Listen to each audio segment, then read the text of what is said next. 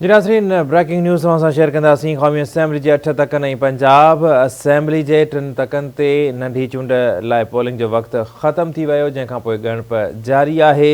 इन 237 मलीर ते PTI chairman Imran Khan ऐं PP उम्मीदवार अब्दुल हकीम बलोच विच में चोटीअ जो मुक़ाबिलो आहे। मलीर 15 आंसू ॻोठ पोलिंग स्टेशन ते PP ऐं तहरीक इंसाफ़ जे कारकुननि में छिकताण थी, जॾहिं त 15 खां 20 माण्हू पोलिंग अंदरि दाख़िल थी विया। ज़बरदस्ती ठप आणण जी पिणु कोशिशि कई वई।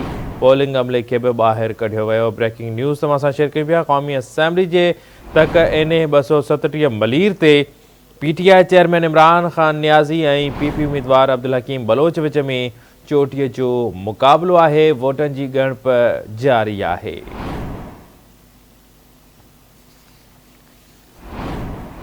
जी नाज़रीन, ज़िक्र कयूं पिया NA 237 समेत जिते जिते नंढी चूंड थियणी हुई उते पोलिंग जो अमल मुकमिल थी वियो आहे ऐं हाणे वोटनि जी ॻणप जारी आहे।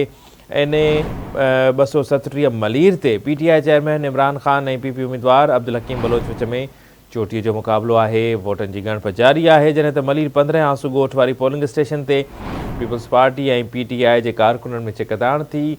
ग़ज़ाली स्कूल वारी पोलिंग स्टेशन ते पिणु गाज़ी ॻोठ में छिकताण थी। तव्हांखे ॿुधायूं पिया त क़ौमी असेंबली जे 8 तकनि ऐं पंजाब असेंबली जे 3 तकनि ते नंढी चूंड लाइ पोलिंग जो वक़्तु ख़तमु थी वियो आहे ऐं हाणे वोटनि जी ॻणप जारी आहे।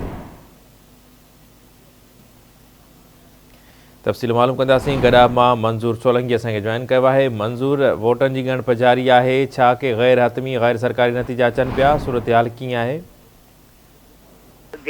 जेको आहे NA 237 ते जेका ग़ैर हिमती ऐं ग़ैर सरकारी जेके नतीजा अचणु शुरू थी विया आहिनि, उन्हनि में जेको आहे पोलिंग स्टेशन 138 में जेको आहे PTI तरफ़ां जेको आहे 118 वोट कया आहिनि, जंहिं पीपुल्स पार्टी तरफ़ां 170 वोट कया आहिनि, जंहिं मलीर पोलिंग नंबर 43 में पीपुल्स पार्टी 135 ऐं तहरीक इंसाफ़ 67 वोट कया आहिनि, जॾहिं त पोलिंग जे जेको आहे स्टेशन नंबर 108 ते पीपुल्स पार्टी 180 PTI तरफ़ां जेको 52 वोट कया विया आहिनि, जॾहिं त ॿियनि मुख़्तलिफ़ पोलिंग